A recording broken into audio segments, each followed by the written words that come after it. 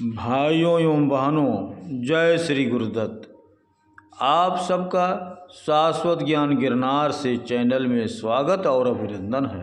भाइयों बहनों, द्रौपदी का विवाह जब पांचों पांडवों से विवाह किया, तब देवर्ष नारद के सुझाव पर पांडवों ने एक कड़ा नियम बनाया। उस नियम के अनुसार जब द्रौपदी किसी एक पांडव की पत्नी रहेगी, उस समय यदि कोई दूसरा पांडव उनके कक्ष में प्रवेश करेगा तो उसे 12 वर्षों का वनवास भोगना पड़ेगा। जब द्रौपदी युधिष्ठिर की पत्नी थीं, उस समय गायों के एक झुंड की रक्षा के लिए अर्जुन युधिष्ठिर के कक्ष में अपना गांडीव लेने चले गए, जिस कारण उन्हें 12 वर्ष का वनवास भोगना पड़ा। द्रौपदी के अतिरिक्त अर्जुन के अन्य 3 विवाह इसी वनवास काल में हुए थे। अपने वनवास के समय अर्जुन घूमते हुए मणिपुर राज्य पहुँचे, जहाँ महाराज चित्रवाहन राज्य करते थे। उनकी एक ही पुत्री थी, जिनका नाम चित्रांगदा था। मणिपुर राज्य में ही अर्जुन चित्रांगदा से मिले और दोनों एक दूसरे के प्रेम में पड़ गए। तब अर्जुन ने चित्रांगदा के पिता महाराज चित्रवाहन को अपना परिचय दिया और चित्रांगदा से विवाह करने की आज्ञा मांगी।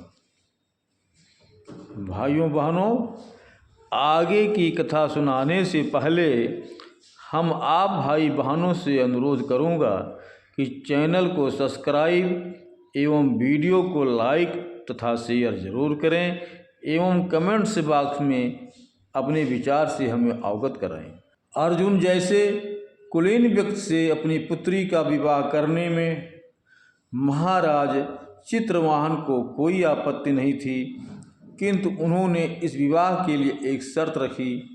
उन्होंने कहा कि जो पुत्र या पुत्री दोनों के संयोग से होगी, उसे सदा के लिए मणिपुर में ही रहना होगा।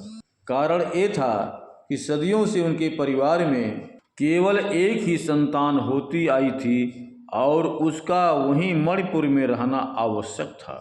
अर्जुन ने उनकी शर्त मान ली और दोनों का विवाह हो गया।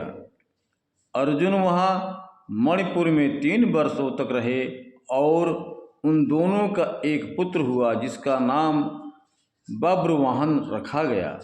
अपने पुत्र के जन्म के तुरंत बाद अर्जुन मणिपुर से अपनी आगे की यात्रा पर चले। शर्त के अनुसार चित्रांगदा और उसका पुत्र वहीं रह गए।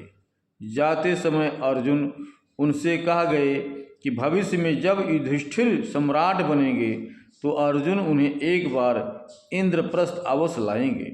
दिन बीते और बब्रवाहन युवा हो गए। उन्हें अपने पिता के विषय में कुछ नहीं पता था। उन्हें प्रारंभिक शिक्षा अपने नाना महाराज चित्रवाहन से ही मिली। युवा होने तक वे सभी प्रकार के अस्त्र शस्त्रों में पारंगत हो चुके थे। दूसरी ओर महाभारत का युद्ध हुआ, जिसमें कुरुवंश का नाश हो गया। अर्जुन को अपने ससुर को दिए गए वचन के कारण बब्रवाहन ने उस युद्ध में भाग नहीं लिया। उस युद्ध में अर्जुन द्वारा छल से परास्त होने के बाद पितामह भीष्म ने युद्ध के 58 दिन बाद अपने प्राण त्यागे। छल से अपने पुत्र की मृत्यु को देखकर माता गंगा बड़ी क्रोधित हुई। हालांकि भीष्म ने अपनी माता को अर्जुन की ओर से मन मैला ना करने को कहा था, किंतु माता गंगा ऐसा ना कर पाई। ये देवी थी, इसीलिए प्रत्यक्ष रूप से किसी मानव के विरुद्ध वे कुछ नहीं कर सकती थीं, किंतु वे उस अवसर की प्रतीक्षा में थीं जब वो अर्जुन से अपने पुत्र की मृत्यु का प्रतिशोध ले सके। वर्षों बीत गए और महाराज युधिष्ठिर ने अश्वमेध यज्ञ किया। उस समय तक महारथी कर्ण और वीरशाली के सबसे छोटे और एकमात्र जीवित पुत्र वृषकेतु भी पांडवों के संरक्षण में आ गए थे। यज्ञ के अश्व की रक्षा के लिए अर्जुन और भीम गए। वृषकेतु भी हटकर उनके साथ हो लिए। अनेकों छोटे बड़े युद्ध और राज्यों को जीतते हुए अर्जुन और भीम आगे बढ़ते गए। तब एक दिन अश्वमेघ का अश्व मणिपुर की सीमा में प्रवेश कर गया। जहाँ बब्रुवाहन ने ये सुना तो उसने अपने शक्ति के मद में उस अश्व को पकड़ लिया। जब अर्जुन ने ऐसा सुना तो वे बब्रुवाहन से युद्ध करने आए, किंतु अपने सामने एक बालक को देखकर अर्जुन वापस लौट गए और अपनी सेना की एक टुकड़ी को उससे युद्ध करने भेजा, किंतु बब्रुवाहन ने उस सेना की टुकड़ी को हरा दिया। तब अपनी शक्ति के मद में वृषकेतु अश्व को छुड़ाने चल पड़े। जब भीम को ये पता चला कि वृषकेतु अकेले युद्ध करने गए हैं तो वो भी उसकी रक्षा को उसके पीछे गए। उधर बब्रुवाहन और वृषकेतु में युद्ध हुआ और घोर युद्ध के पश्चात बब्रुवाहन ने वृषकेतु का वध कर दिया। जब भीम को ये पता चला तो वे बहुत दुखी हुए। उस स्थिति में बब्रुवाहन ने भीम को भी घायल कर दिया। जब अर्जुन को वृषकेतु की मृत्यु के बारे में पता चला तो वे अंततः क्रोध में भरकर बब्रुवाहन से युद्ध करने आए। उस युद्ध में अर्जुन को देखकर बब्रुवाहन युद्ध करने से हिचक रहा था। तब वहाँ अर्जुन की पत्नी उलूपी आई और बब्रुवाहन को समझा बुझाकर युद्ध करने को तैयार कर लिया।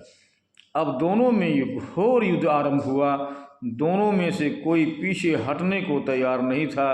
तभी माता गंगा ने इस अवसर का लाभ उठाया और बब्रुवाहन के तरकस में एक दिव्य बाण रख दिया। अनायास ही बब्रुवाहन ने उस दिव्यास्त्र से अर्जुन पर प्रहार किया, जिससे उनकी मृत्यु हो गई। जब चित्रांगदा को इस बात का पता चला तो वे रोती हुई रण क्षेत्र में आई। उसने उलूपी को बहुत बुरा भला कहा, जिस पर उलूपी ने उसे समझाते हुए कहा कि माता गंगा के श्राप से अर्जुन को बचाने का यही एक मार्ग था।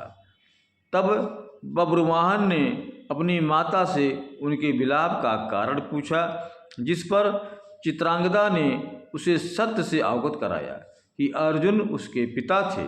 ये जानकर वो अत्यंत दुखी हुआ और अपने प्राण देने को तैयार हो गया। ये देखकर उलूपी ने उसे रोका और कहा कि नागलोक में मृत संजीवनी नामक एक मणि है, जिससे अर्जुन को जीवन दान मिल सकता है। तब उलूपी बब्रुवाहन के साथ नागलोक गई और वहाँ से मृत संजीवनी मणि लेकर के आई। उस मणि के प्रभाव से अर्जुन और वृषकेतु को जीवन दान मिला।